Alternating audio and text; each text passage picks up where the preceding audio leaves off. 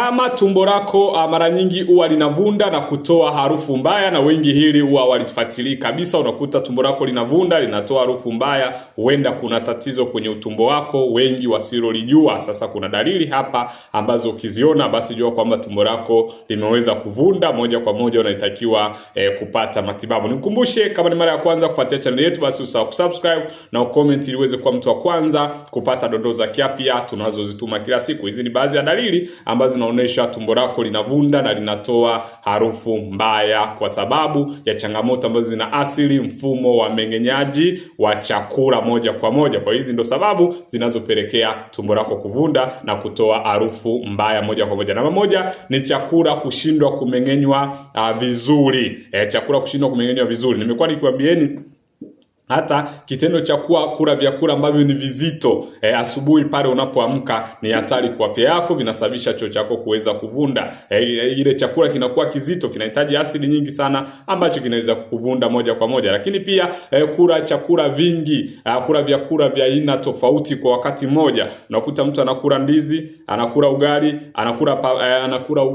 anakula tambi, anakula miogo. Vyakula vingi kwa wakati mmoja huwa vinasababisha chakula kushindwa kumeng'enywa. Kwa hiyo kile chakula kinapokaa tumboni kwa muda mrefu, basi zile bakteria ziliomo ndani huwa zinavunja kile chakula na kutengeneza gesi yenye harufu kali. Ndio maana utasikia harufu inatoka mbaya mdomoni, unajamba ovyo, lakini unatoa haja yenye kinyesi ambacho kinakuwa na harufu kali. Ukiona dalili hiyo, basi ni kwamba ni chakula kinashindwa kumeng'enywa vizuri. Kinapobaki pale, wale bakteria wanakivunja na kinatengeneza gesi ambayo ni hatari kwa afya yako.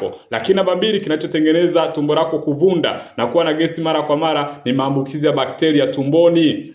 Maambukizi moja bakteria hatari sana ambayo yanahusishwa na maambukizi ya uwepo wa pudi, tunaita ni peptic ulcer disease. Moja kwa moja ni bakteria hatari tunayemuita H pylori. Huyu ndo agent namba moja au the main causative of stomach ulcers, tunamuita H pylori, ambaye anaweza kusababisha harufu mbaya tumboni, akasababisha gesi nyingi tumboni, lakini pia na vidonda vya tumbo, na mara nyingi inahusiana na ugonjwa wa pudi. Kwa hiyo unapokuwa na bakteria mbaya tumboni ambayo inaitwa H pylori, moja kwa moja is the main causative wa changamoto ambayo umekuwa ukipitia moja kwa moja, ambayo imekuwa ni hatari kwa afya yako. Ndio maana tumbo lako linavunda, tumbo lako linakuwa na gesi, tumbo lako linatoa harufu mbaya. Ni kwa nini? Ni kwa sababu una maambukizi ya bakteria hatari sana tumboni anayoitwa H pylori. Tunafahamu kwenye tumbo lako una bakteria wengi sana. Sasa moja bakteria hatari ni huyu anaitwa H pylori. Namba tatu, tunasema ni kujaa gesi tumboni. Gesi nyingi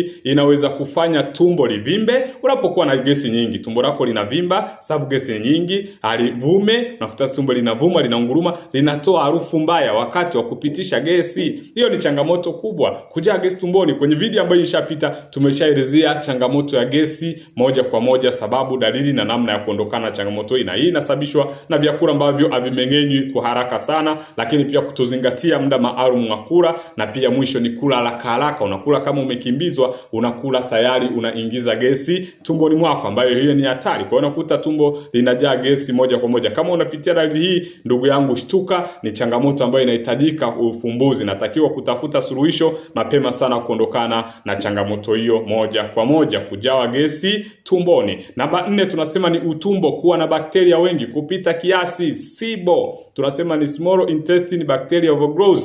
Moja kwa moja kukua kwa bakteria, kuwa na bakteria wengi sana tumboni mwako, ambao mara nyingi hao bakteria wanatengeneza usiwepo uwiano sawa wa bakteria wazuri na wabaya tumboni mwako. Hali hii huitwa SIBO, ambayo dalili yake ni tumbo kuvimba, harufu mbaya ya gesi, lakini maumivu ya tumbo. Ukiona unapitia dalili hizo, basi unakuwa na utumbo kuwa na bakteria wengi kupita kiasi. Ukishakuwa bakteria wengi kupita kiasi, hapo utapata wabaya, utapata wazuri, ambayo ni hatari kwa afya yako. Sawa, bakteria wanakuwa wengi tumboni mwako, ni moja inayosababisha tumbo lako kuvunda na kuwa na harufu mbaya. Lakini pia constipation, choo kigumu au pati choo kabisa. Wapo watu, kuna mtu nilikuwa naongea naye anasema nina siku 4 mpaka 5 sijapata choo. Hivi ulishajiuliza hiyo uchafu inaenda wapi? Hiyo uchafu cha kwanza inaenda wapi? Na unakuta huyu mtu anakula mara 3 ila choo upate. Kwa nini upate choo? Sawa, jiulize, cha kwanza jiulize. Sawa, uchafu unaenda wapi? Kwa hiyo kinyesi kikaa kwa muda mrefu kwenye utumbo, moja kwa moja utengeneza sumu na gesi na harufu kali. Sawa, na ndo hapa ndo chanzo cha bawasiri. Sawa, choo inabaki inakaa kwa muda mrefu, ni gesi hiyo.